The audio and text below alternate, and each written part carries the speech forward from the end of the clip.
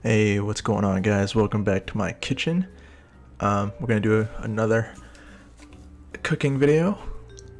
This time working with ribs. Usually, ribs were on sale this week, so that's why I'm doing ribs. These are spare ribs, but you could honestly use whatever ribs you want. Baby back, beef ribs, doesn't really matter. All right. First thing you gotta do when you're making ribs, remove the membrane on the bony side. I'd actually never done this before, so it was kind of a pain in the ass to actually grip onto like this slimy ass like membrane part. But once you get like a good hold of it, you can just rip it off pretty easily. All right, I'm using a dry rub on my ribs. I would recommend to like marinate it in the dry rub for like at least a few hours, like 6 hours or so. But I was too impatient. I didn't have time for this. I want the ribs that day, so. The dry rub consists of a quarter cup of brown sugar, 1.5 tablespoons of paprika, 1 tablespoon of salt, 1 teaspoon of onion and garlic powder. So pretty simple dry rub. I don't know if you guys will have these seasonings and powders in your pantry or wherever your cabinet. I don't know, but they're pretty standard, and you have to use them for a lot of like cooking dishes, I would say. Anyways, make sure you thoroughly coat the rack of ribs. Molest it real good. Get it on the sides too. Can't forget the sides. After that, you're gonna have to cover it with tin foil. Cover it on all sides. Make sure it's tight so you don't. It doesn't leak and stuff like that. The meat juices. All right. After it is, you see me doing a really shitty coating, like covering job. Make sure, man. Good thing I don't have practice wrapping Christmas presents or anything like that. My family, unfortunately, doesn't celebrate Christmas. Wow, I just got really sad. Anyways, okay, you see me struggling here, trying to cover this thing with like 3 pieces of tin foil, but I do get through it. It's not a big problem if it's terribly done like me. But after you're done covering it, oh yeah, by the way, I forgot to mention, make sure you have your oven preheated it to 250 degrees.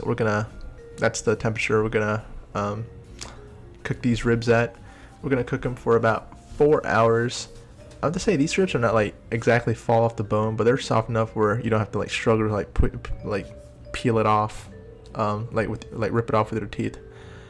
I'm gonna put it in like one of these, what's it called, casserole trays, I guess. Just because I don't want the juices leaking to the bottom of my oven, because none of my roommates or me washes that shit. So best not get it dirty. So I'm just gonna use that thing to like hold all the juices, the meat juices that comes out as it's baking. Anyways, as I said, 4 hours at 30 minutes. What the fuck? 4 hours at 30 minutes. 4 hours at 250 degrees.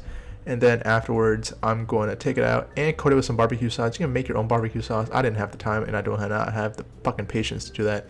So I just bought a bottle of barbecue sauce. So make sure you get both sides as well. Make sure you have a glossy coat. I have to say, I'm saying make sure a lot. I sound like a fucking nagging housewife. Anyways, once you have like a glossy brown coating of it, you're pretty much good. And then you're gonna stick it back in the oven for another 10 to 15 minutes on 500 degrees. So the broil option, I think most ovens have that. And right here, you're gonna see me hack off a piece of the rib. Look at that. Does that not look delicious? Maybe it looks a little bit dry in the picture. No, it tasted good. I'm standing by me. Fuck you guys if you think it don't look good. It was delicious. And if you're seeing me like why I'm like really not holding it down really good, like just holding onto the sides barely, it's because I just took it out of a 500 degree oven and it was fucking hot. So anyways, that is my rib recipe. I kind of ripped it off from all recipes. In one of the comments, the recipe I actually got it, like I was actually searching for recipes to actually make ribs, and the top recipe that had like 5 stars with like over 1,000 reviews, that fucking thing consists of a rack of ribs and a bottle of bought barbecue sauce. So is that even a recipe? That's not even a recipe, right? That's like I don't know, it's like a cooking method, so which I changed too. Anyways, I'm rambling. Thank you guys for watching this video, and I will see you guys who knows when.